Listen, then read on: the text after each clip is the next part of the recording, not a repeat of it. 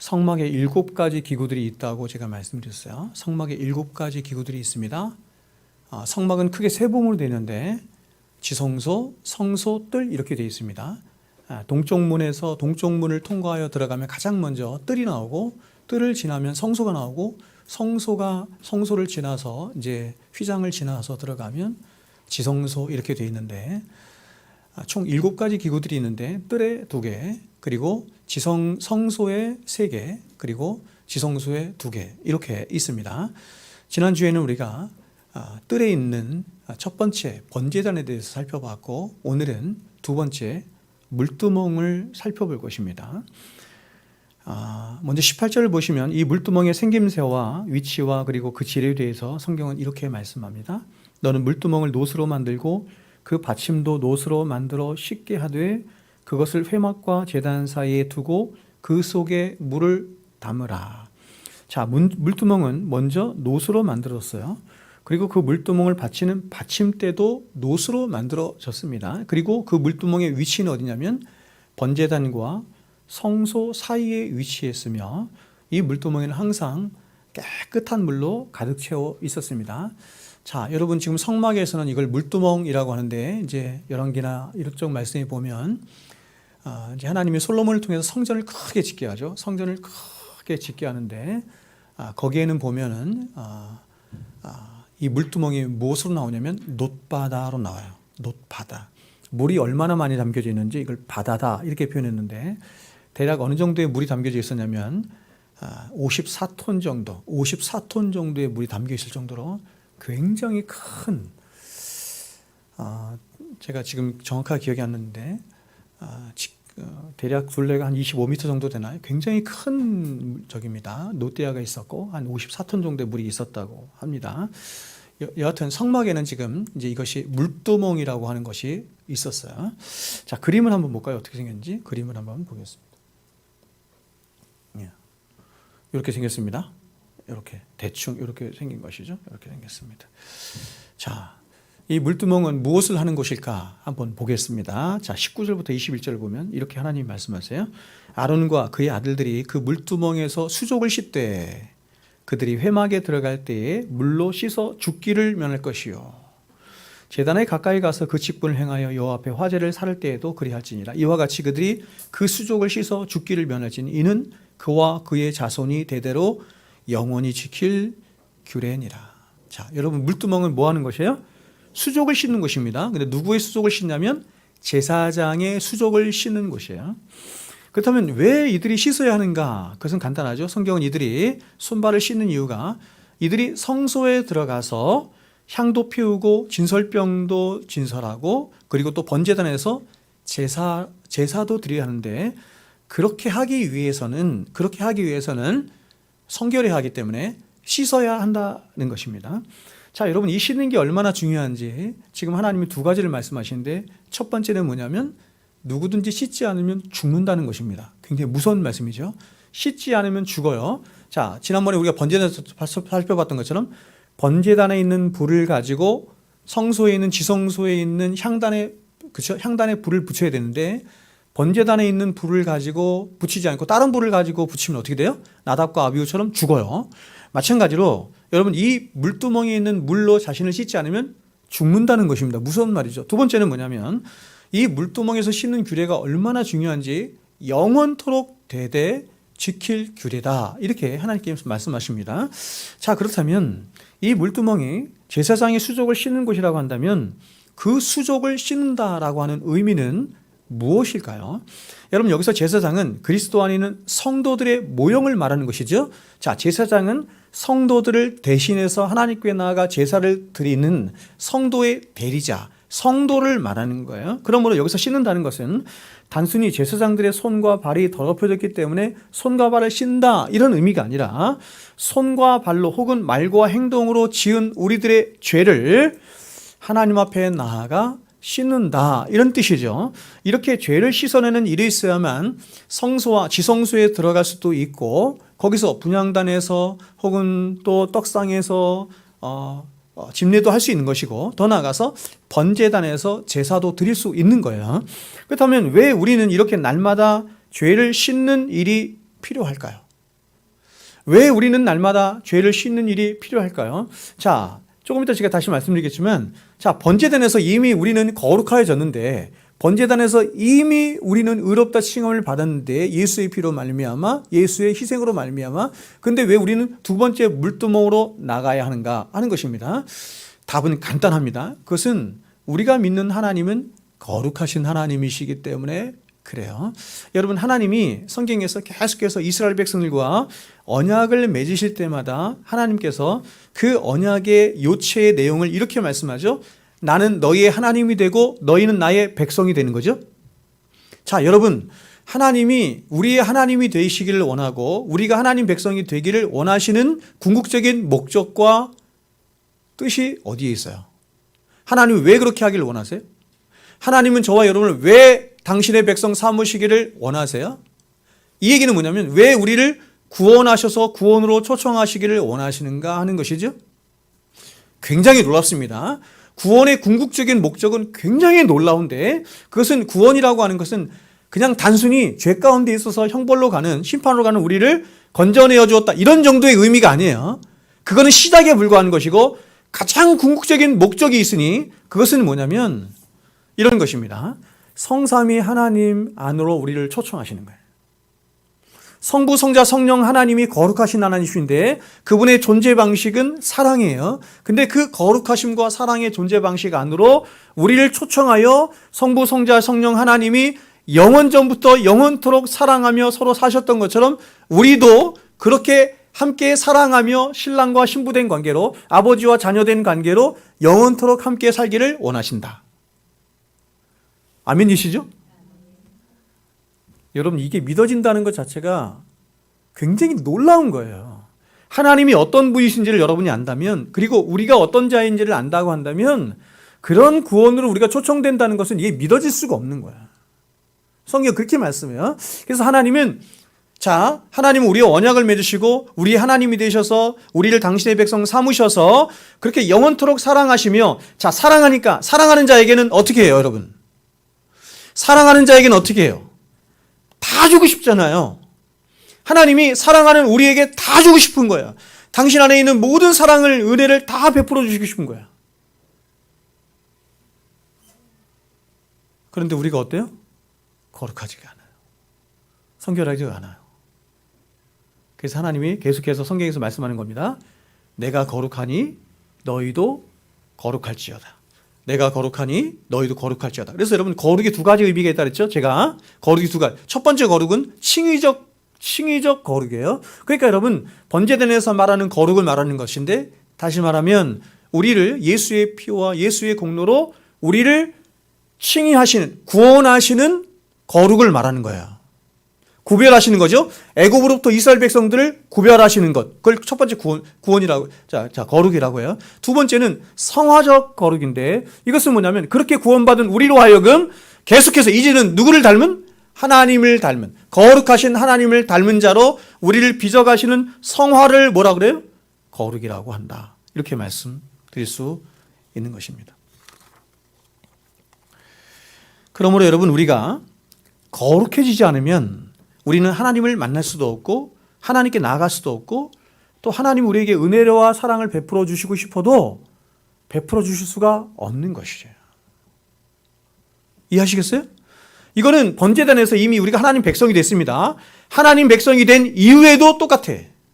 하나님 백성이 됐음에도 불구하고 하나님 백성답게 살지 못하고 하나님의 은혜와 사랑 안에 살지 못하는 중요한 이유가 뭐냐면, 우리가 하나님과 우리 사이에 막혀있는 죄로 인해서 막혔기 때문이에요. 이해하시겠죠? 지금 물두멍이 지금 그 얘기를 하고 있는 거예요. 하나님은 어느 번영신학자들이 얘기하는 것처럼 정말 그렇습니다. 하나님은 저와 여러분에게 모든 복과 은혜를 다 주기를 원하시는 분이에요. 그 조건이 뭐예요? 우리가 거룩하여져야 하는 것입니다. 그래서 우리가 구원받은 이후에도 하나님이 계속 거룩하라 하시는 이유가 뭐냐면, 나와 너 사이에 막힌 담이 없도록 하라, 이렇게 말씀하시는 거예요. 왜 기도하라 하시냐? 왜 말씀 가운데 나오라 하시냐? 너와 나 사이에 막힌 담을 하나님이 주시는 은혜로 그 막힌 담을 뚫어버리기 위해서요.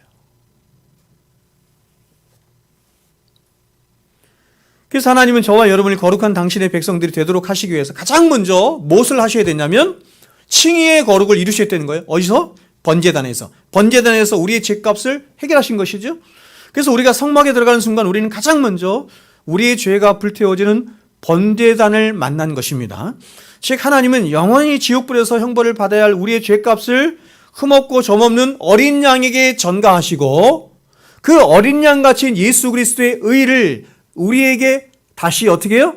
전가시켜 주심으로 그 번제단에서 우리를 칭의하시는 칭의의 구원을 이루신 거예요. 이해하시겠죠? 즉 하나님은 번제단인 십자가를 위해서 흠없고 점없는 어린 양 같은 독생자 예수 그리스도에게 저와 여러분이 당해야 할 모든 죄의 짐을 대신 지우시고 그분의 의를 전가시켜서 우리를 의롭다 이렇게 말씀하신 것입니다. 자, 그렇다면 그렇게 저와 여러분이 하나님 앞에 의롭다 칭함을 받은 자가 되었다고 한다면 우리는 곧바로 성소와 지성소로 들어가서 하나님을 만나고 그 하나님께로부터 오는 시은좌잖아요. 시은좌 거기에서 법계 위에서 하나님의 은혜가 흘러나온단 말이에요. 그래서 그 하나님의 은혜를 받아 누리면 되는데 왜 우리는 물두멍을 거쳐야 하는 것입니까? 그것은 여전히 바로 우리 안에 남아있는 죄의 오염의 문제 때문입니다. 자, 이런 용어들을 여러분 좀 아셔야 되는데 죄의 오염의 문제 때문입니다. 즉 번제단이 이렇게 말하는 거예요. 번제단이 죄가 초래한 죄의 책임의 문제, 다시 말해서 죄의 형벌이 면제되는 장소였다고 한다면 이 물두멍은 죄가 초래한 죄의 오염의 문제가 해결되는 곳이었던 것입니다.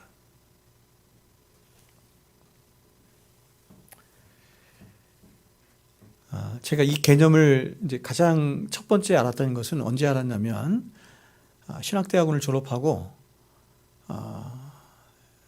로이준스 목사님의 로마서 강해를 읽으면서 거기서 로마서 강해 1장 강해를 할 때 나오는 개념인데 이렇게 말하는 것이에요. 잘 보십시오. 우리가 자 보세요. 죄로부터 구원을 받았다. 그죠? 죄로부터 구원을 받았다. 죄로부터 건짐을 받았다라고 하는 것은 크게 세 가지 면에서 구원을 받았음을 의미하는 것입니다. 그러니까 오늘날은 이제 보통 우리가 죄로 구원받았다라고 하는 것은 그냥 단순히 생각하는데 크게 세 가지로 말할 수 있는 거예요. 첫 번째는 뭐냐면 우리가 죄가 주는 죄의 책임으로부터 구원을 받았다라고 하는 의미고 첫 번째가. 두 번째는 뭐냐면 죄는 세력이 있어요. 근데 그 죄가 가진 세력으로부터 우리가 구원을 받았다라고 하는 의미고 세 번째는 뭐냐면 죄는 오염을 시키는 것입니다. 부패시키는 거예요. 그래서 그 부패와 오염으로부터 우리가 구원을 받았다 이런 의미가 되는 거예요. 먼저 죄의 책임으로부터 우리가 구원을 받았다라고 하는 것은 죄가 초래한 죄는 반드시 뭘 낳죠? 죄는 반드시 형벌을 낳는단 말이에요. 우리가 죄를 지으면 감옥에 가든지 벌금을 내든지 형벌을 맞잖아요. 그래서 죄는 형벌을 낳기 때문에 그 형벌로부터 우리를 구원했다 이렇게 말하는 것입니다. 두 번째, 죄의 세력으로부터 구원을 받았다라고 하는 것은 바로 죄의 외적인 세력으로부터 구원받았다는 거예요. 죄의 외적인 세력에는 뭐가 있냐면 바로 아담이 죄를 범한 이후에 인간은 무엇인가의 노예가 되기 시작했어요. 뭐의 노예가 됐습니까? 갈라디아서 말씀 보니까 죄의 노예가 되고 율법의 노예가 되고 세상의 노예가 되고 우리 자신의 노예가 되고 사탄의 노예가 됐어요. 죄는 우리를 자신 안에 속박시키는 거예요. 그래서 죄가 목적하는 곳을 끊임없이 끌고 가요. 그래서 우리는 죄의 노예다 이렇게 말해요.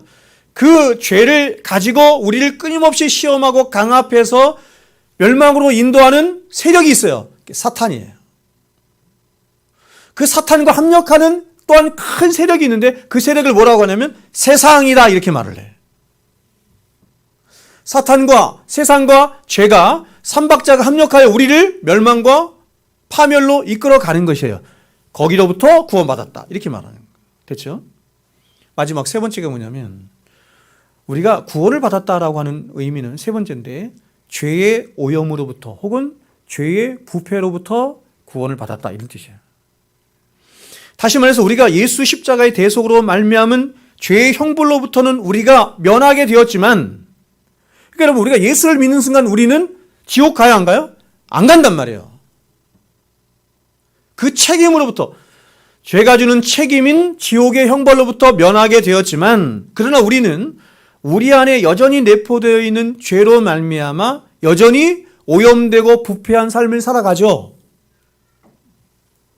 인정하죠? 경험하잖아요. 내가 이렇게 부패한 자구나. 내가 이렇게 다 망가진 자네. 칼빈은 이것을 뭐라고까지 얘기했냐면, 그냥 망가지고 그냥 부패한 게 아니라 전적으로 부패하다. Total depravity 이렇게 얘기했어. 그래서 예수 십자가로 말미암은 은혜는 다시 이러한 우리의 오염되고 부패한 우리의 내면을 고치고 치유할 뿐만 아니라 우리 안의 죄를 적극적으로 죽여요. 그래서 우리를 거룩한 상태로 끊임없이 역사하도록 하는 것입니다. 자, 여러분, 우리의 죄를 죽이는 게 뭐라고요? 우리 안에 남아있는 죄를 죽이는 게 뭐라고요? 은혜. 은혜가 죽이는 거예요. 그러면 우리 안에 있는 은혜는 누가 죽일까요? 우리 안에 있는 은혜는 누가 죽일까요? 죄가 죽이는 거예요. 제가 여러분 늘 말씀드린 것처럼 라헬이 그런 얘기 했잖아요. 기도는 죄를 죽이고 죄는 기도를 죽인다, 이렇게 했죠. 왜 기도를 라헬이 얘기했냐면, 기도가 은혜가 부어지는 하나님이 주신 가장 중요한 수단이기 때문에 기도를 말하는 거예요. 이렇게도 말할 수 있어. 말씀은 죄를 죽이고 죄는 말씀을 죽인다. 이렇게도 말할 수 있어. 그래서 여러분, 예수 그리스도의 십자가로 말미암은 은혜가 어떤 일을 하는 거냐면, 계속해서 우리 안에 있는 오염되고 부패한 우리의 내면을 고치고 치유하고 우리 안에 있는 죄를 죽여서 우리의 내면을 거룩한 땅으로 만드는 거예요. 거룩한 땅. 막힘이 없이. 그래서 그 거룩한 땅에 누가 임재해?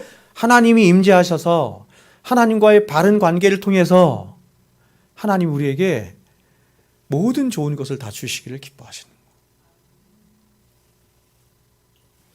이렇게 우리의 오염되고 부패해 있는 내면을 거룩하고 성결하게 하도록 하는 예수 십자가로 말미암은 하나님이 주신 은혜의 자리를 뭐라고 하냐면 물두멍이 하는 것입니다. 물두멍.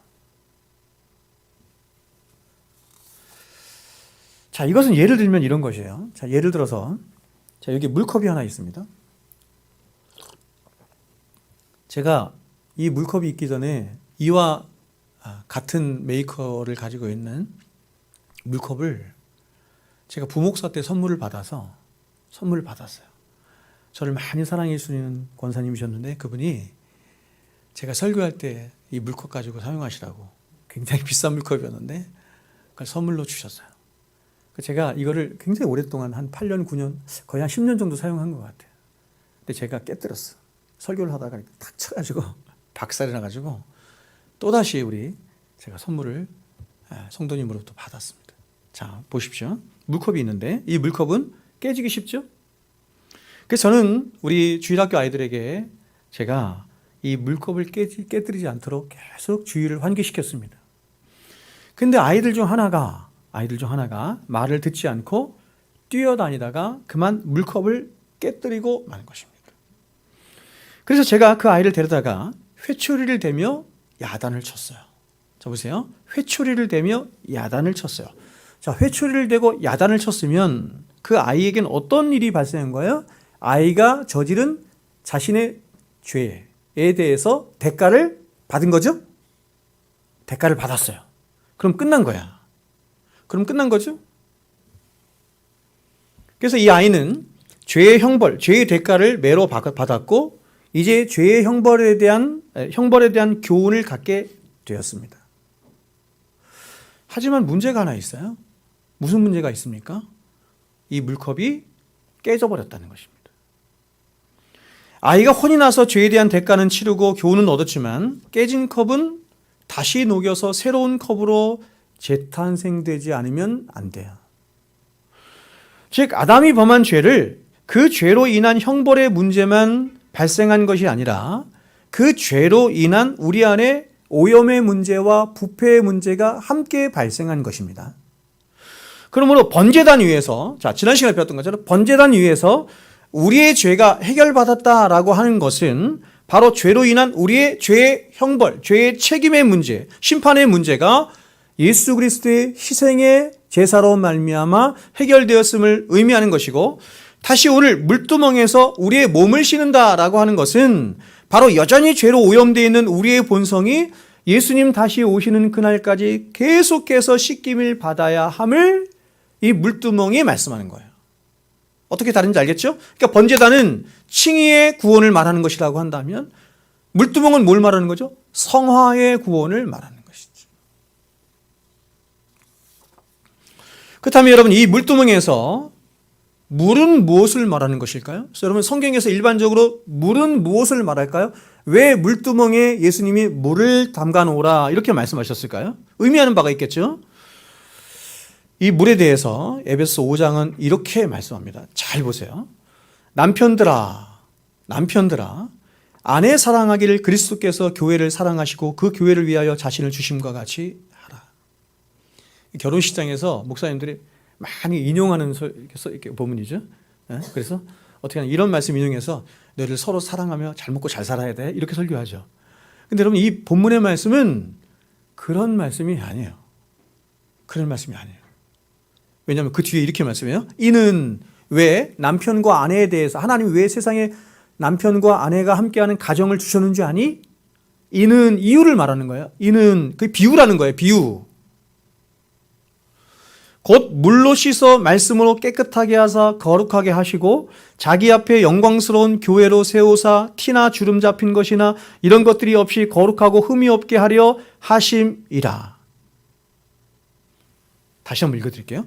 남편들아, 아내 사랑하길 그리스도께서 교회를 사랑하시고 그 교회를 위하여 자신을 주심과 같이 하라.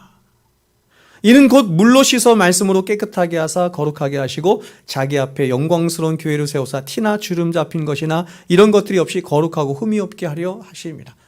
이해하셨어요? 자, 보세요. 지금 사도는 남편과 아내의 이 부부관계를 들어서 뭔가를 설명하고 싶은 거예요. 뭘 설명하고 싶어요? 그리스도와 예수와의 관계에 대해서 설명하고 싶은 거예요. 그런데 그 예수님이 자신의 신부된 교회를 사랑하시죠? 사랑하셔서 뭐 하고 싶어 하는 거냐면 거룩하게 하고 싶어 하신다는 거예요. 거룩하게 하고 싶어 하시는데 그 신부된 교회를 무엇으로 거룩하게 하시는가?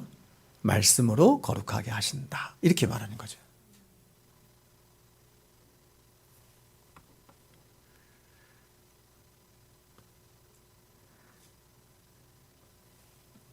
굉장히 중요한 거죠, 여러분. 우리의 구원의 목적이 어디 있는지를 말하는 거예요. 그렇다면 왜 주님은 당신의 대속의 죽음으로 우리를 구속하는 것으로 만족하지 않으시고, 이 얘기는 이렇게도 얘기할 수 있어요. 하나님이 애굽에 갇혀 있는 이스라엘 백성들을 출애굽하는 것으로 만족하지 않으시고 왜 시내산에서 언약을 맺으시고 그들을 광야 40년 생활로 내모셨는가 하는 거예요.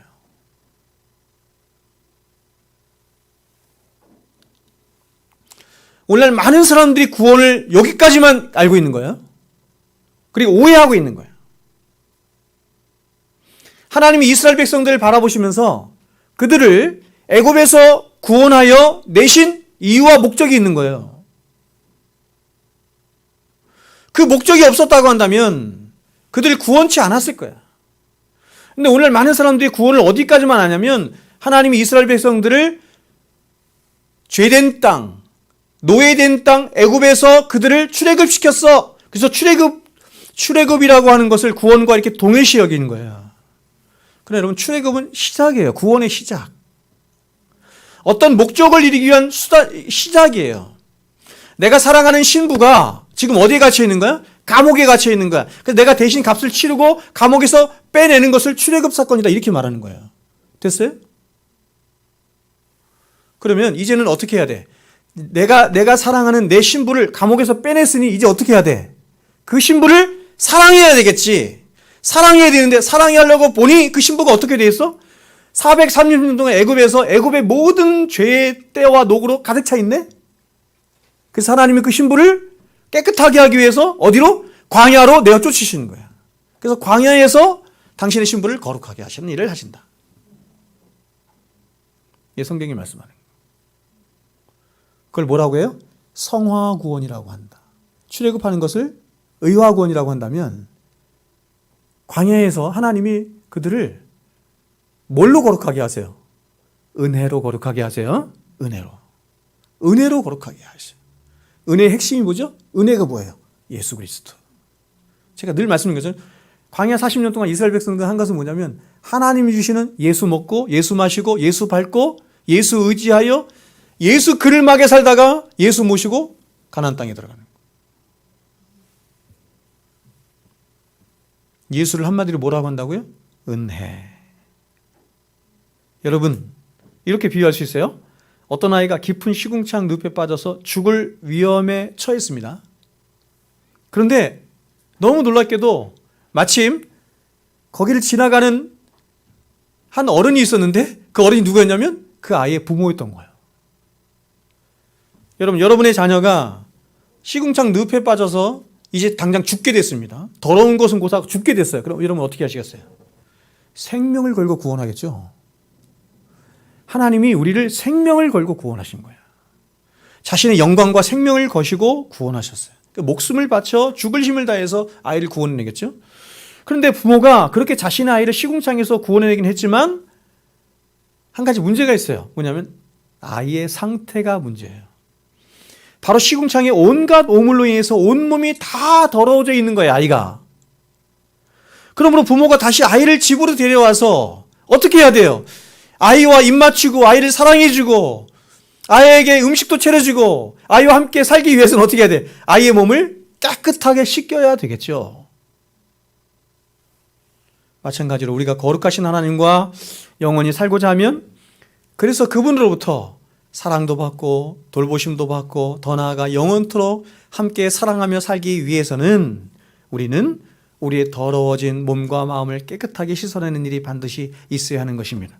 그런데 그렇게 하나님이 저와 여러분을 거룩한 하나님의 백성으로 빚어가시는 하나님이 주신 수단이 뭐냐면 그게 말씀이라는 것입니다. 물두멍. 요한복음 15장 1절부터 3절에 이렇게 말해요. 잘 들어보세요.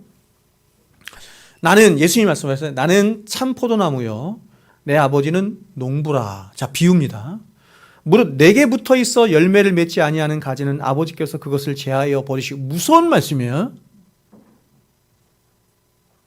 무릇 열매를 맺는 가지는 더 열매를 맺게 하려 하여 그것을 깨끗하게 하시느니라.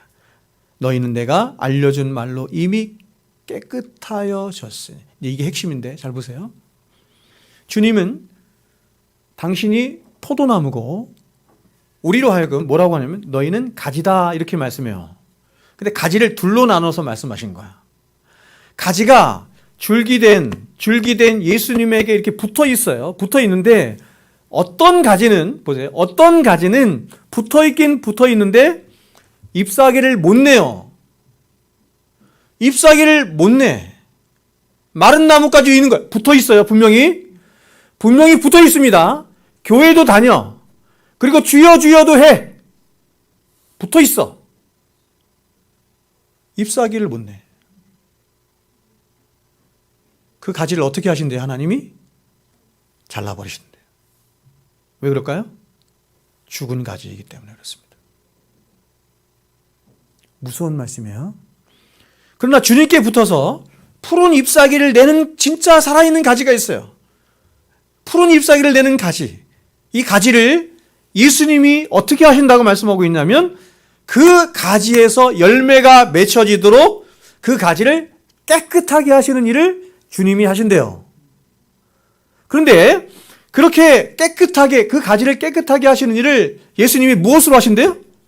말씀으로 하신다는 거예요. 이렇게 말하는 거예요. 너희는 내가 일러준 말로 이미 깨끗하여졌으니.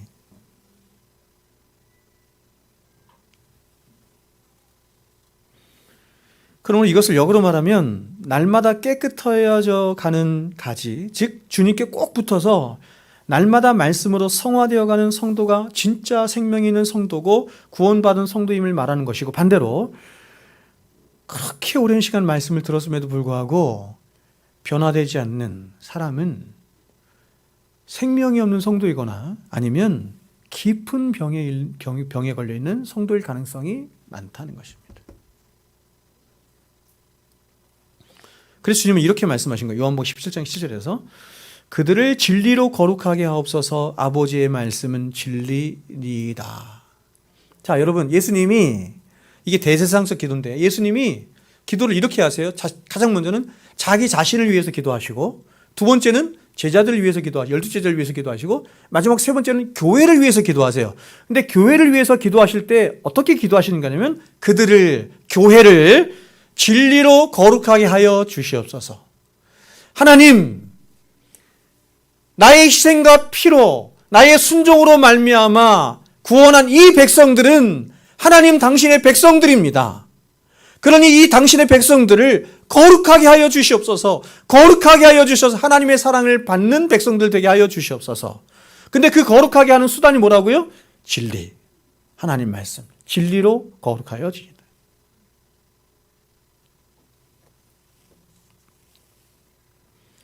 그러면 여러분, 신자들을 성결케 하고 거룩하게 할 수 있는 하나님의 유일한 수단이 뭐냐면 물두멍인 하나님의 말씀이에요.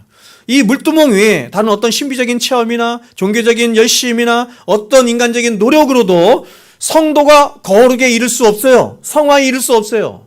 그래서 예수님이 말씀하신 거예요. 자, 성경이 이렇게 말하죠. 말씀과 기도로 너희가 거룩하여 지니이다. 왜 여기가 기도가 나왔냐면 이런 것입니다. 자, 여러분, 제가 여러분에게 여러 번 말씀드렸다시피 저와 여러분이 하나님 백성이, 의화된 하나님 백성이 거룩하여질 수 있는, 성화되어 갈 수 있는 유일한 비결은 세 가지예요. 은혜의 수단이 세 가지. 그러니까 하나님의 은혜라고 하는 수단을 통하여서 그 수단의 은혜를 부어주심으로 우리를 거룩하게 하신다. 이런 얘기죠.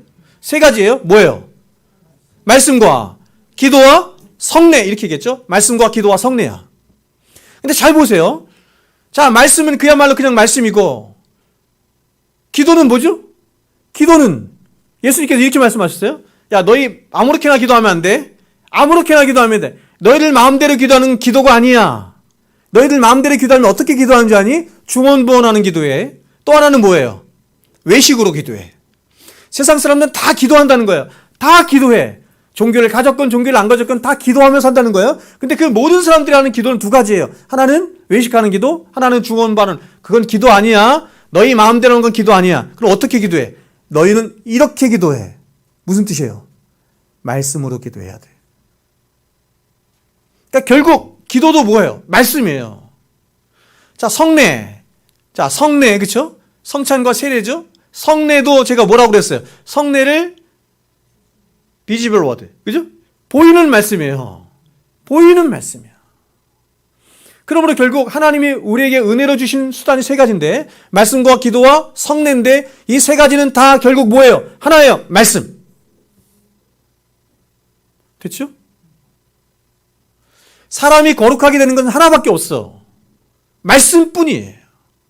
근데 그 말씀을 하나님이 직접 말씀하시기도 하고, 또 하나는 기도라고 하는 것을 통해서 말씀하시기도 하고, 또 하나는 성례라고 하는 것을 통해서 말씀하시는 거예요.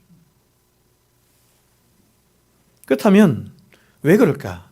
왜 우리는 오직 말씀으로만 거룩한 하나님의 백성들로 성화되어 갈 수 있을까? 왜 이렇게 말씀이 중요한 것일까? 하나님은 다른 것으로 우리를 성화시켜 갈 수 없는 것일까? 왜 말씀뿐일까? 그것은 이렇습니다. 우리가 거룩해진다라고 하는 것을 의미를 잘 생각해 보세요. 거룩, 카도시죠. 여러분, 거룩해진다라고 하는 것의 1차적인 의미가 뭐라고 그랬어요, 제가? 거룩해진다.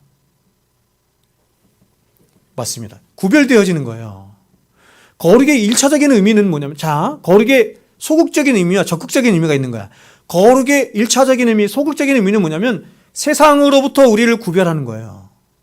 적극적인 의미는 뭘까요? 구별하여서 어떻게 하게 해? 예수님을 닮아가게 하는 거예요. 하나님을 닮아가게 하는 거예요. 그걸 거룩이라고 해요. 그런데 우리가 그렇게 예수를 닮고 하나님을 닮아가려고 하면 우리는 예수 그리스도 그분의 마음과 그분의 생각과 그분의 뜻과 그리고 그분이 행하신 일과 그리고 무엇보다 그분의 성품과 어떠하심들을 알아야 돼요. 알아야. 그래야 주님을 닮아갈 수 있죠. 그래야 세상을 미워할 수 있어요. 세상을 떠날 수 있어요. 근데 그러한 우리 주님의 모든 성품과 그분이 행하신 모든 일들과 그분의 뜻과 생각이 어디에 다 담겨져 있냐면 성경 66권 안에 다 담겨져 있는 거예요. 그러므로 우리가 성경을 알지 못한 채로 거룩한 하나님의 백성들로 주님을 닮아간다라고 하는 것은 불가능한 것입니다.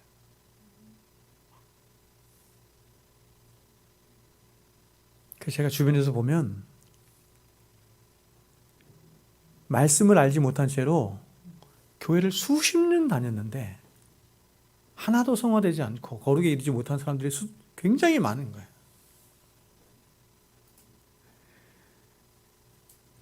제가 지난주에 설교하면서 수두룩 빽빽이라는 말을 썼더니 제 아내가 집에 가면서 단번에 얘기하더라고. 그런 말 쓰지 말라고. 수두룩 빽빽. 많다는 표현이잖아요.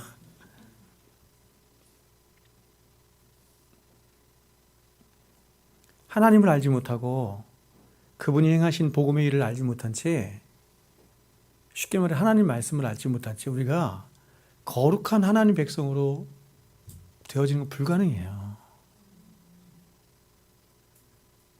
자, 여러분, 제가 좀 조심스럽지만 저를 보세요. 그 TV에 나오는 그 극렬 분자들 있잖아요. 그리스도인이라고 하는데 극렬 분자들 있잖아. 그 태극기 부대 이런 사람들. 거기에 무슨 경건이 있어요? 거기에 무슨 거룩이 있어? 거기에 무슨 하나님을 경외함이 어디 있어? 그 사람들 수십 년 신앙생활 했을 거야. 저는 원인이 어디 있냐면 그들이 하나님을 모르기 때문이라고 생각해요. 하나님을 모르기 때문에 그렇다고 생각해요. 하나님을 모르니까 하나님과 어떻게 관계해야 되는지에 대한 신앙도 모르는 거예요.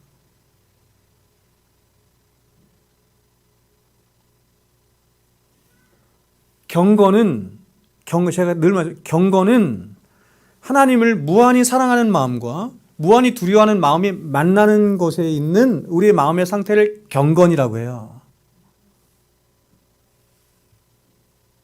그 사람들에게 무슨 하나님을 사랑함이 어디 있어? 하나님을 두려워함이 어디 있어요? 응?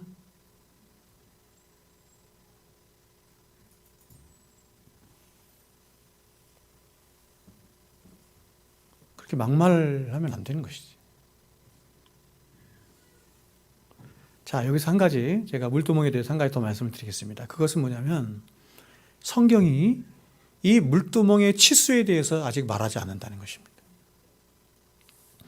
물두멍은 성막에 있는 모든 기구들 가운데 그 크기와 치수를 말씀하지 않는 유일한 기구가 이 물두멍이에요. 우리가 다른 성막에 대한 기구들을 보면 하나님은 정말 놀랍게도 모든 기구들의 치수와 규격과 넓이, 이 모든 것들을 다 말씀해요. 성막의 뜰, 울타리의 크기, 울타리의 규격, 성막 자체의 규격, 그리고 널판들, 제단의 규격, 향단, 진설병, 언약궤의 규격까지. 그러니까 이런 말씀들을 보면 대부분 레위기 말씀이 굉장히 어렵잖아요. 그러니까 이렇게 슥 지나가거든. 뭐 이런 것까지 다 말씀해, 하나님. 힘들게. 중요하니까 말씀하는 거야. 하나하나 다 말씀한다니까. 마음대로 예배드려서도 안 되고 마음대로 할 수 없는 거예요. 그런데 오직 물두멍에 대한 치수와 규격은 성경이 침묵해요. 그것은 이 물두멍, 즉 말씀을 우리들에게 적용하고 실천하는 데 있어서 하나님의 말씀은 제한이 없다는 것입니다. 여러분 이런 말을 하죠. 다다 익선. 다다 익선. 누군가가 어떤 분이 저에게 만약에 이렇게 말씀한다면, 목사님 제가 하루에 성경을 5시간 보는데 이게 너무 과하죠. 저의 경건에 저의 신앙생활에, 저의 삶에 이렇게 하면 안 되죠. 균형이 없는 거죠. 다다 익선입니다. 다다 익선. 여러분, 이 말씀이 얼마나 중요한지, 하나님 말씀이 얼마나 중요한지 제가 말씀드린 것처럼 모세가 이스라엘 백성들이 가나안 땅에 들어가기 전에 모압 평지에서 이스라엘 백성들을 불러 모아놓고 설교를 했어요. 설교를 했어요. 세 편의 설교를 한 거야. 그게 무슨 말씀이에요? 신명기잖아. 세 편 설교를 했어. 핵심이 뭐냐면 이거야. 너희는 들어가든지 나가든지 하나님 말씀을 자녀들에게 강론할 것이며, 그 말씀을 대문에도 붙이고, 그 말씀을 이마에도 붙이고, 그 말씀을 손목에도 메고, 어디 가든지 앉든지 일어서든지 늘 말씀에 노출하라. 제가 늘 목사로서 이 말씀을 여러분에게 전하지만 얼마나 제가 부족한지 모르겠습니다. 제가 일부 예배 때 우리 여기 민호 집사님 앉았었는데 집에 가보셨어요? 김민호 집사님 집에? 하나님 말씀이 막 벽에 천지가 붙어 있어. 그래야 된다는 거예요.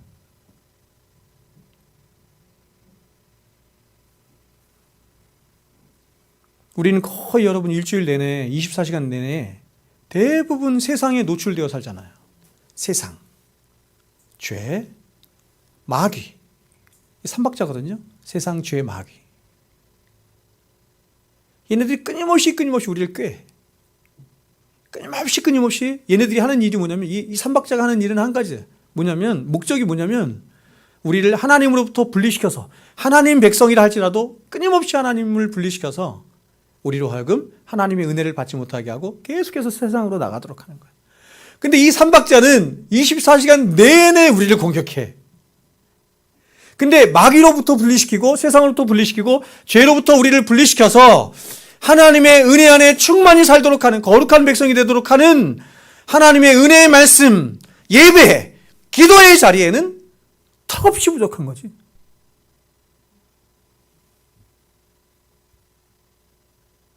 어떤 분이 저에게 이렇게 얘기해요. 목사님, 제가 수십 년 신앙생활 했는데도 주일날 교회 거의 빠지지 않고 나갔음에도 불구하고 나는 변화되지 않아요. 왜 이럴까요? 답은 한 가지예요. 더 나와야 돼요. 더 말씀의 자리에, 더 예배의 자리에, 더 기도. 방법은 없어요. 제가 대학 어디 컨퍼런스 가니까 그 컨퍼런스에서 그 컨퍼런스 주관하는 목사님이 이렇게 얘기하더라고요. 신앙에 지름길이 있다. 불가능합니다. 거짓말이에요. 신앙에 무슨 지름길이 어디 있어? 그런 말이 성경에 있어요? 그렇지 않아요.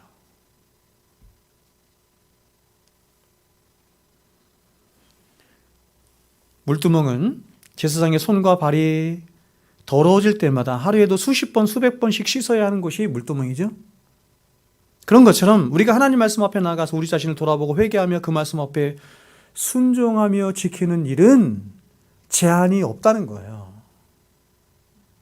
제한이 없다. 이런 면에서 여러분, 우리는 얼마나 현격하게 부족한 신앙의 삶을 사는지 모르겠습니다. 말씀과 아주 동떨어져요. 마지막으로 이 물두멍을 만든 재료인 노스의 출처를 살펴보고 말씀을 마치겠습니다. 아까 제가 38장 8절 읽어드렸죠. 이렇게 말씀해요. 자, 보세요. 그가 노스로 물두멍을 만들고 그 받침도 노스로 하였으니 곧 회막문에서 수종드는 여인들의 거울로 만들었더라. 굉장히 독특하지 않습니까? 자, 여러분, 제가 지난번에도 말씀드린 것처럼 이 성막을 만들 때 성막을 만드는 재료가 여러 가지 있었죠. 재료가 있었어요. 뭐가 있습니까? 가장 대표적인 재료가 금도 있고 은도 있고 나무도 있고 놋도 있어. 그렇죠? 근데 그 모든 재료들이 출처가 다 달라. 이게 하나님이 어디에서 이거를 갖고 와라, 무엇을 가지고 만들어라 명확하게 말씀하시는 이유가 있는 거예요. 여러분, 하나님의 말씀은 정말 놀랍게도 하나도 허투름이 없어요. 제가 단어를 바르게 썼나? 여러분 지금 이 말씀은 이 물두멍을 만든 재료인 노쇠가 보세요.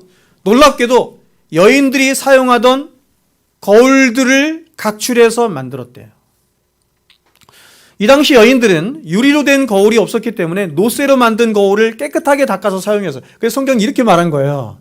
우리가 주님 앞에 가면 거울로 보는 것 같이 않고 얼굴과 얼굴이 맞대하여 보는 거예요. 이게죠. 그래서 저는 이제 고등학교 때 이 말씀을 보면서 어떤 생각이 했냐면, 아니 이상하네. 거울은 너무 선명한데 거울 너무 선명해 보이잖아요. 근데 선명해 못 보는 것처럼 성경이 말하는 거예요. 이유는 뭐냐면 이 당시 거울은 이게 이 거울이 아니고 놋 거울이에요. 여러분 놋으로 사람 얼굴 보면 제대로 보여요? 안 보인단 말이에요. 그냥 희미하게 보이는 거야. 지금 이스라엘 백성들이 유리로 된 거울이 없었기 때문에 놋쇠로 만든 거울을 깨끗하게 닦아서 사용했습니다. 그런데 이 물두멍을 만드는데 바로 이 여인들이 사용하던 놋쇠로 된 거울들을 다 헌신하여 내놨어요. 다 헌신하여 내놓음으로 그 거울들을 모아서 물두멍을 만든 거예요. 그러면 여러분 왜 하나님은 여인들의 거울들을 거두어서 이 물두멍을 만들도록 하신 것일까요? 여러분 거울은 우리 자신을 비추어서 우리 자신을 보도록 하는 게 거울이에요. 즉 우리가 몸을 씻기 전에 거울에 자신을 비춰봄으로 우리 몸의 어느 부분이 더러운지, 그래서 어느 부분을 씻어야 하는지를 알게 하는 게 뭐예요? 거울이에요. 이 거울과 같은 것이 말씀이라는 것입니다. 여러분 하나님의 말씀은 놀라운 말씀이에요. 하나님의 말씀은 우리들에게 너무나 많은 유익을 주는 말씀인데 그 첫 번째 유익이 뭐냐면 우리 자신이 누구인가를 가장 정확하게 볼 수 있도록 하는 율법적인 기능을 가진 게 뭐냐? 말씀이다. 이렇게 말하는 것이에요. 말씀 위에, 하나님 말씀 위에 우리 자신이 누구인지, 우리 자신의 실체가 무엇인지를 볼 수 있게 하는 것은 세상에 아무것도 없어요. 자, 여러분, 오늘날 사람들은 죄를 자신들끼리 정해놓은 어떤 룰이나 법칙들을 어기는 것이라고 생각해요. 그렇죠? 사람들이 합의하여 만들어낸 법이 있잖아요. 윤리, 도덕 이런 게 있잖아요.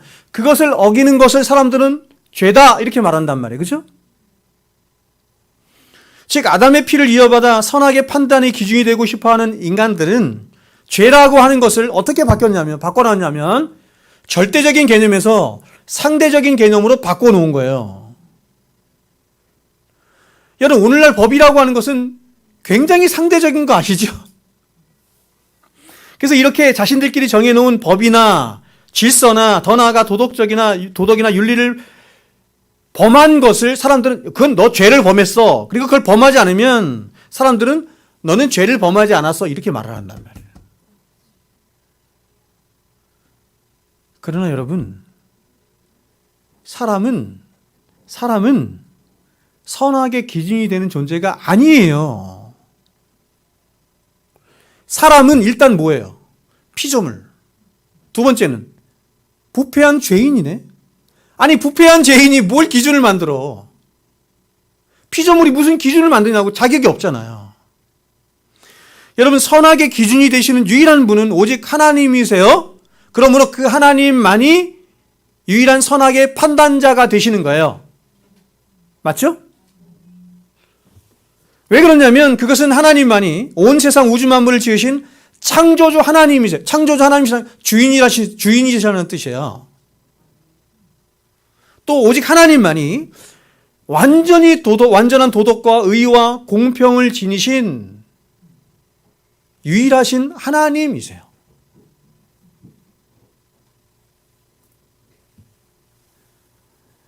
여러분 옛날 프랑스 명예혁명 때 아시죠?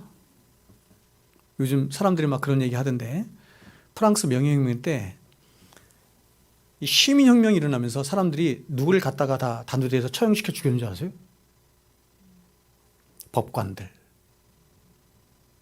이 사람들이 법을 너무 왜곡되게 그렇게 행해서 이 사람들을 먼저 처형시켜 죽여버린 거예요.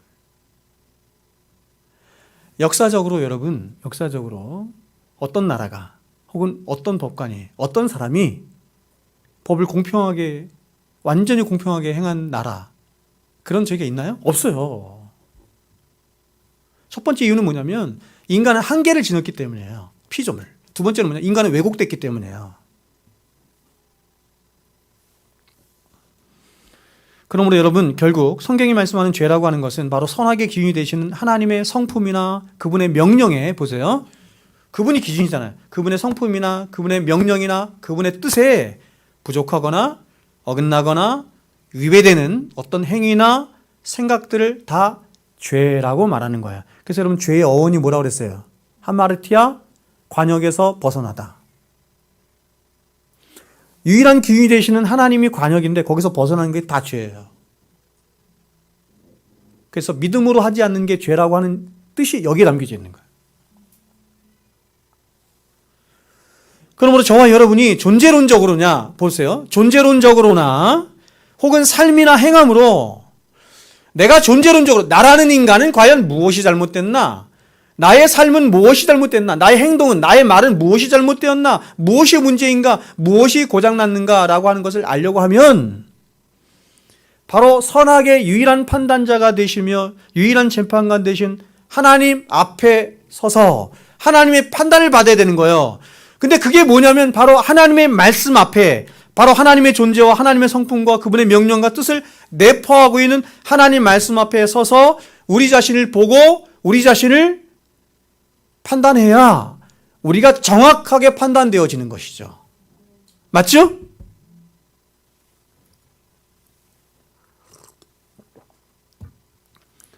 그러면 여러분, 사람들이 자신이 왜 죄인이고 과연 무엇이 잘못되었는지를 알지 못하고 깨닫지 못하는 이유는 바로 그들이 물두멍인 하나님 말씀 앞에 서서 자신을 정직하게 보지 못했기 때문이에요. 우리는 다 시궁창이라니까. 성경은 시궁창이 다 있어서 다 더러운 옷 같아. 근데 더러운 옷과 다 더러운 옷을 입고 있는 인간들이 너는 조금 더럽네? 너는 조금 많이 더럽네? 웃긴 거잖아요, 이게. 그래서 예수님이 말씀하신 거야. 죄 없는 자가 돌로 쳐. 너 이 여인을 판단할 수 있어, 네가? 네가?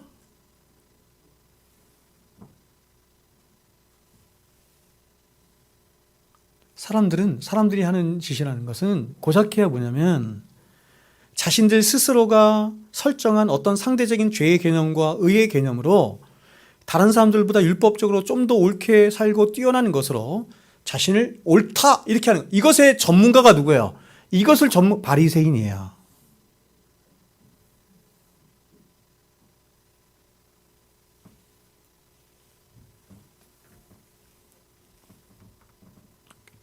그래서 히브리서 기자가 하나님 말씀에 관해서 이렇게 말한 겁니다. 하나님의 말씀은 살아있고 활력이 있어 좌우에 날선 어떤 검보다도 예리하여 혼과 영과 및 관절과 골수를 찔러 쪼기까지 하며 또 마음의 생각과 뜻을 감찰하나니.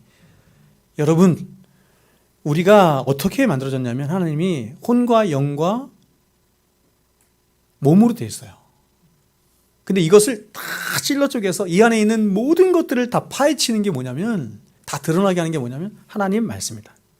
마음과 뜻과 생각을 감찰하시나. 보세요.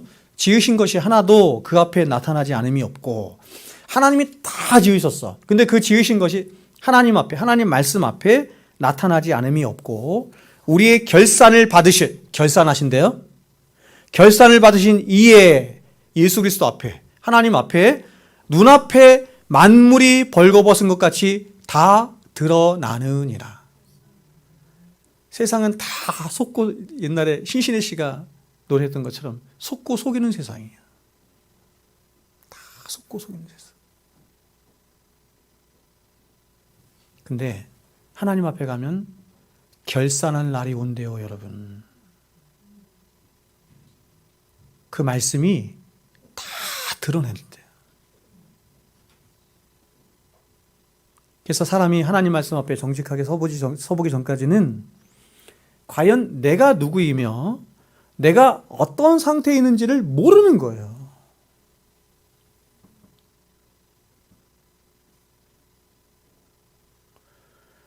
그래서 여러분 바벨론 시대에 이스라엘 예루살렘 멸망하잖아요. 하나님이 심판을 얘기하는 거거든요. 여러분 바벨론이 쳐들어와서 예루살렘 멸망했다. 이것은 단순히 전쟁을 일으켜서 바벨론이 예루살렘 멸망 이게 아니라 하나님이 그들을 심판하시는 거예요. 여러분 지금 이스라엘 백성들 위에 머리 위에 하나님의 심판이 머물러 있거든요. 하나님의 심판이 머물러 있다는 거 하는 것은 이스라엘 백성들의 죄가 어떤 것이고 그래서 그들로 말미암아 그들의 지금 이 실체가 어떤 것인지를 그들의 처지가 어떤 것인지를 말씀하는 거잖아요. 근데 이스라엘 백성들은 여전히 목이 곧아서 하나님 말씀 앞에 정직하게 서지 못해서 이제 곧 심판이 임하는데 감지도 못하는 거예요. 그리고 계속해서 거짓 것만 붙잡고 있어. 거짓 선지자, 거짓 율법, 거짓 말씀 이런 것만 붙잡고 계속 이렇게 얘기해요. 평안하다, 평안하다, 평안하다. 그래서 하나님이 나서서 말씀하세요. 예레미야에게. 야, 내가 언제 평안하다고 했어? 저들이 말은 거짓이고 내가 저들에게 그런 말씀을 준 적도 없고 저들을 보낸 적도 없어.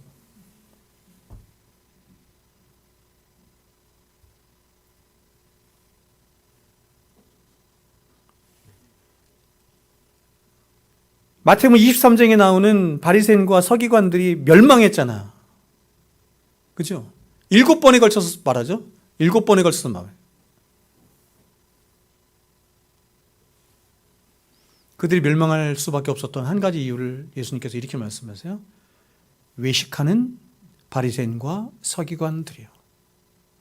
사람이 살 수 있는 방법은 하나님 말씀 앞에 정직하게 서서 자신의 실체를 정직하게 봄으로 하나님 앞에 회개해야 사는 거거든요.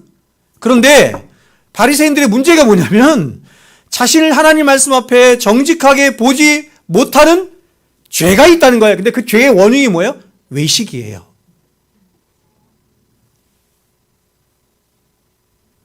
여전히 자신을 계속 괜찮은 존재로 생각하는 거야.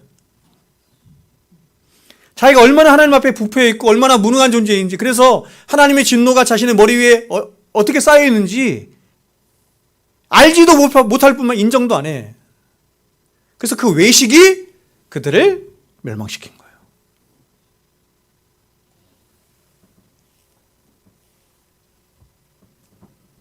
여러분, 이 문제가 얼마나 중요한지 모르겠습니다. 사람들은 말씀 앞에 정직하게 안 서거든요. 끊임없이 저를 비롯해서 모든 사람들은 어떻게 하냐면, 예수를 믿으면서도 어떻게 하냐면 자기가 자기를 평가하려고 해. 그리고 여기에 힘을 뭐가 보태는 줄 아세요? 다른 사람이 나를 평가하는 것으로 평가하려고 해. 바보 같은 짓입니다. 이 세상의 모든 사람들이 여러분을 칭찬하고 존경하고 선하다 인정하고 해도 하나님이 넌 아니다 하면 끝이에요. 근데 우리는 자꾸 하나님 앞에 가서 나를 돌아보려 하지 않고 자꾸 사람들의 인정을 기대해. 그죠? 그거에 목말라 있어. 사람들이 칭찬해주고 사람들이 막 나를 인정해주고 이거에 막 목말라 있어. 막 그걸로 인해서 그거 칭찬받고 인정받고 존경받기 위해서 막 내 재물도 쓰고 막 거짓 행보도 하고 외식도 행하고.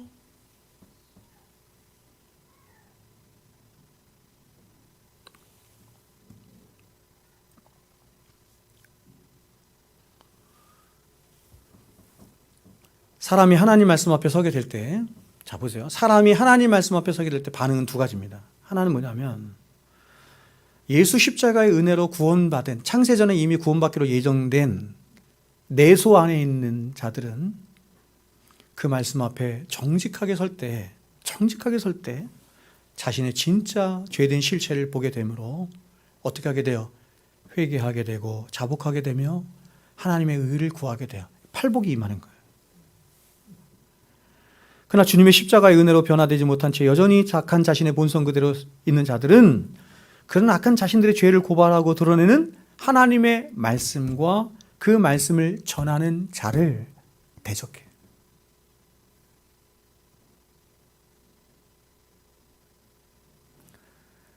고린도 성도들이 자신들의 담임 목사인 바울을 대적했어요. 이유가 뭔지 아세요? 그 말씀 때문에.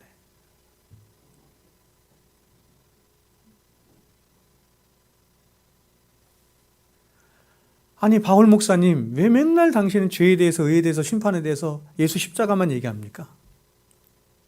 좀 다른 얘기 좀 해봐요. 좀 잘 먹고 잘 살고 성공하는 이야기 좀 해봐요. 예수처럼 경영하라 그런 책 좀 써봐요. 제가 부목사 때 읽었던 책이야. 예수처럼 경영하래 회사를.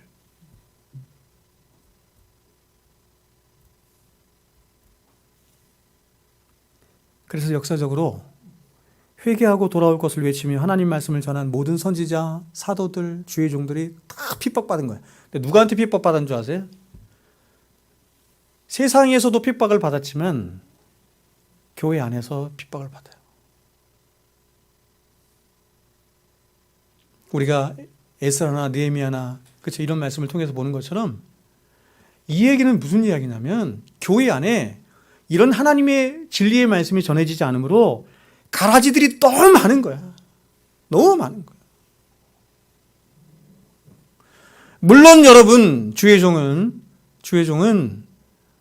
주님을 사랑하는 주의 백성들로부터 존경도 받고 사랑도 받고 그렇습니다. 오죽했으면 사도 바울이 그런 얘기 하잖아요. 야 너희들이 나를 위하여 너희 눈이라도 빼어줄 정도로 나를 사랑했다. 이렇게 얘기하죠. 그럼에도 불구하고 주의 종은 그 자신이 전하는 진리 때문에 교회 안에 있는 수많은 가라지들로부터 핍박을 받는 거예요.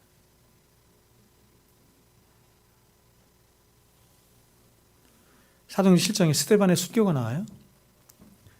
사도행전 7장을 보면 스데반은 유대인들에게 이스라엘 역사를 통해서 이스라엘 백성들의 죄를 지적했어요.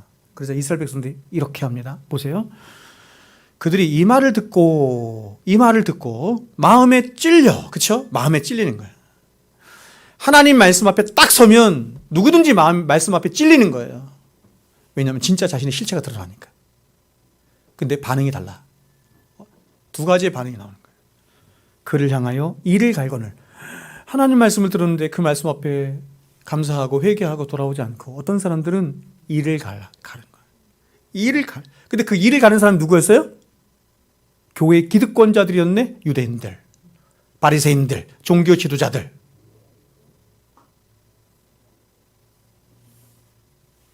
스데반이 성령 충만하여 하늘을 우러러 주목하여 하나님의 영광과 및 예수께서 하나님 우편에 서신 것을 보고 말하되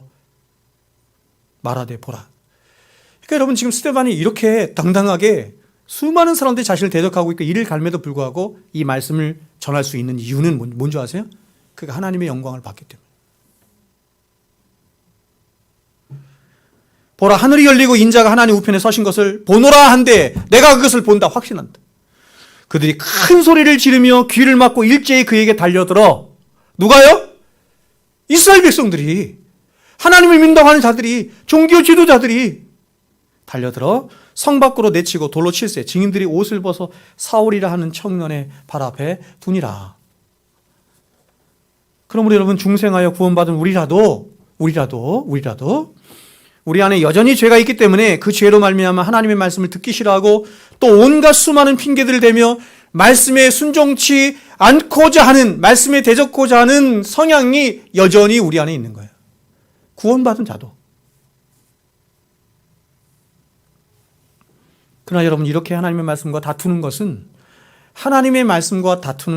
미련하고 악한 일로서 결국 그가 죄에 속고 있고 죄의 지배를 당하고 있다는 증거.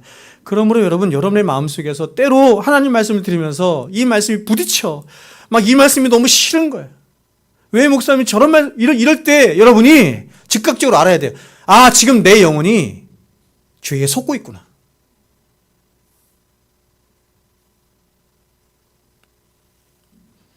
그럼 우리는 오직 하나님의 긍휼하심과 은혜를 구하며 그 어떤 하나님의 말씀이라도 그 말씀이 바로 우리의 영혼을 감찰하사 우리를 고치시고 우리를 치유하시며 그래서 우리를 결국 생명의 길로 인도하시는 생명의 말씀인 줄 알아서 그 말씀에 순종할 수 있는 믿음을 주시도록 은혜를 구해야 되는 거예요. 성도는 핑계하면 안 되는 거야. 제가 여러 번 말씀드리지만 성도는 핑계하면 안 돼. 제가 이렇게 밖에 나가서 어떤 사람들 이렇게 만나서 때로 이렇게 막 복음을 전하고 하면 자꾸 사람들이 그런 말씀을 들을 때 이게 드러날 거 아니에요. 자꾸 핑계하더라고. 핑계하는 게 아니에요. 성도는 뭐 하는 거예요? 회개하는 겁니다. 회개. 그리고 뭐 해요? 회개를 통해서 은혜를 구하는 거예요. 하나님 은혜 주십시오. 내가 정말 하나님 백성답게 믿음으로 살 수 있도록 은혜를 주십시오. 그러므로 여러분, 저와 여러분이 살 수 있는 유일한 길은 우리의 본성을 따른 생각이나 뜻이 아니라 바로 천지만물을 지으셨을 뿐만 아니라 저와 여러분을 위해 당신의 독생하신 아들 예수까지도 아낌없이 내어주실 만큼 우리를 사랑하신 그 하나님의 말씀을 따라 사는 것에 있는 것입니다. 이걸 너무 아는데도 말을 안 듣잖아. 제가 자식을 키워보니까 알겠어요. 제가 자식. 근데 우리 자식들만이 아닐 것 같아. 모든 자식이 아마 다 그럴 거라고 생각해요. 제가 부모로서 답답하고 막 그런 것 중에 하나가 뭐냐면 이런 거예요. 자식을 키우면서 설명을 합니다. 이게 옳은 거다. 이게 바른 거다. 너 그렇게 가다가는 큰일 난다. 저에게는 우리 자녀들에 비해서 뭐가 있어요? 인생에 많은 경험이 있죠? 지식들이 있죠? 많이 공부했으니까 지식들이 있죠? 저에게는 또 특별히 뭐가 있습니까? 하나님의 말씀이 있어요. 그래서 저는 이 자식들을 이렇게 볼 때 어떤 생각이 드냐면, 야, 저 길로 가다가는 뻔한 거예요. 늪에 빠지고, 수렁에 빠지고, 넘어지고, 실패하고. 마치 탕자의 아버지가 탕자를 보낼 때의 심정하고 똑같은 거야. 야, 저길 내보내면 뻔한 거지. 쥐엄 열매 먹고, 이제, 그치? 근데 놀라운 건 뭐냐면, 그 길로 가겠다는 거야. 그 길로 가겠다는 거야. 우리는 다 양 같아서 그릇 행하여 각기 제 길로 가는 것처럼 그 길로 가겠다는 거예요. 그게 누구라고요? 우리라는 거예요. 우리. 이렇게 너무나 귀하시고 복되신 생명의 말씀이 우리 앞에 있는데도 불구하고 말씀을 가까이 하지도 않고 말씀을 쉽게 여기고 말씀을 자녀들에게 가르치려고 하지도 않고 말씀을 듣는데 열심을 내지도 않고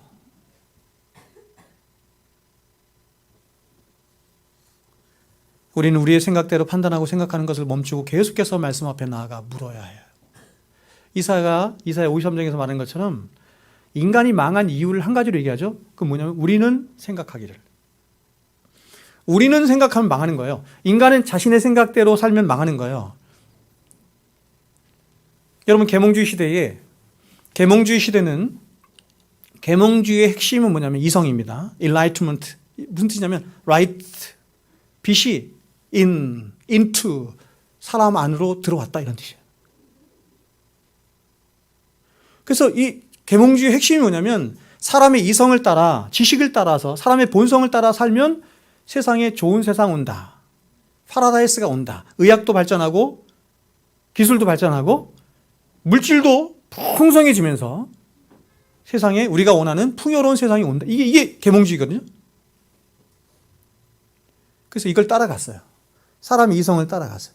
어떤 일이 발생했어요? 1차, 2차 세계대전이 발생했습니다. 그래서 사람이 혼돈에 빠진 거예요.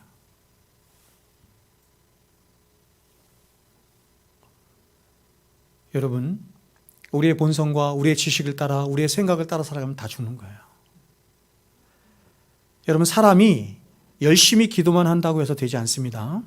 말씀이 없이 기도만 하는 사람은 아직 고집스러운 사람이 될 확률이 높습니다. 왜냐하면 말씀이 없이, 즉 하나님의 뜻이 무엇인지 알지 못한 채 기도만 디립다 하게 되면 하나님의 말씀이 그 사람을 주장해 나가지 못하고 오히려 그 사람의 생각만 더 고집스럽게 강화하는 일을 하기 때문에 그렇습니다. 여러분, 기도는 왜 하나님이 기도를 하라고 하시냐면 기도는 이런 것이에요. 기도는 우리 안에 있는 것을 더 강화시켜주는 거예요. 기도는. 그래서 하나님이 야, 네 생각으로 기도하면 안 돼. 큰일 나. 그럼 기도를 어떻게 하라는 거예요? 말씀으로 기도하라는 거예요. 그래서 여러분, 말씀이 기도를 하면 뭐냐면 우리 안에서 강화되는 거예요. 맞죠? 근데 여러분, 말씀이 없어. 이 사람은 말씀이 없어. 말씀이 없이 하나님 앞에 와서 기도했어. 그럼 뭘 갖고 기도할까? 자기 생각 갖고 기도하거든. 그럼 자기 생각이 더욱더 강화되는 거예요. 그걸 신비주의자라고 해요.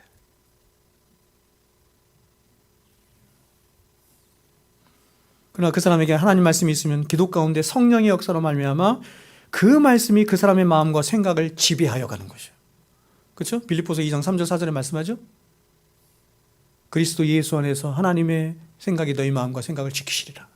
기도가 그것이죠. 그러므로 바른 기도는 뭐냐면 내 멋대로 하는 기도가 아니라 하나님 말씀으로 하는 기도이어야 해요. 하나님의 말씀이 있어야 그 말씀 가운데 하나님의 뜻을 알아서 그 하나님의 뜻이 이루어지도록 하나님께 구하는 것이 가장 바른 기도입니다. 그래서 제가 주보에도 여러분에게 말씀드렸잖아요. 우리는 주기도문적 기도를 해야 합니다. 주기도문적 기도를 해야 합니다.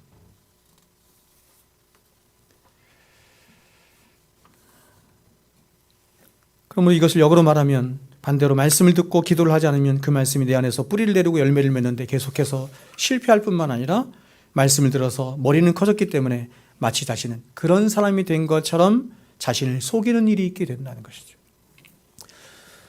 이 말씀 읽고 말씀 맺히겠습니다. 야고보 사도가 그래서 이렇게 얘기한 거예요. 들어보세요. 너희는 말씀을 행하는 자가 되고 듣기만 하여 자신을 속이는 자가 되지 말라. 누구든지 말씀을 듣고 행하지 아니하면 그는 거울로 자기의 생긴 얼굴을 보는 사람과 같아서 제 자신을 보고 가서 그 모습이 어떠했는지를 곧 잊어버리거니와 자유롭게 하는 온전한 율법을 들여다보고 있는 자는 듣고 잊어버리는 자가 아니요 실천한 자니 이 사람은 그 행하는 일에 복을 받으리라. 말씀을 단순히 깨닫는 것 가지고는 자신을 속이는 것밖에 되지 않는다는 겁니다. 이렇게 해서는 백날 말씀을 들어야 마치 자신을 거울로 겉모습만 보는 것 같아서 혹은 아까 제가 이 동으로 만든 거라고 그랬잖아요. 노스로 만든 거라고 했잖아요. 그래서 왜곡되게 본단 말이에요.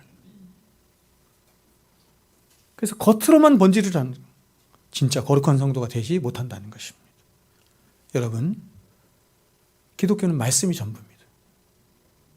말씀이 핵심입니다. 말씀이 얼마나 중요한지 모르겠습니다. 사람들은 저에게 이렇게 얘기해요. 너무 많이 그런 얘기를 들으니까 오늘도 제가 1시간 넘게 설교했잖아요. 지금 1시간 10분 정도.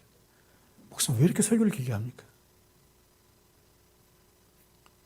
여러분들 일주일 내내 세상에 취해 있잖아요. 세상에 이 하나님 이 1시간도 말씀 안 들으면 안 되는 거예요. 옛날 청교도들은 2시간씩 3시간씩 했습니다. 기본. 사도행전에 나오는 사도 바울의 설교를 보세요. 막 12시간씩 해요. 설교 12시간씩. 말씀에 능한 성도들 다 되시기를 바랍니다. 기도하겠습니다.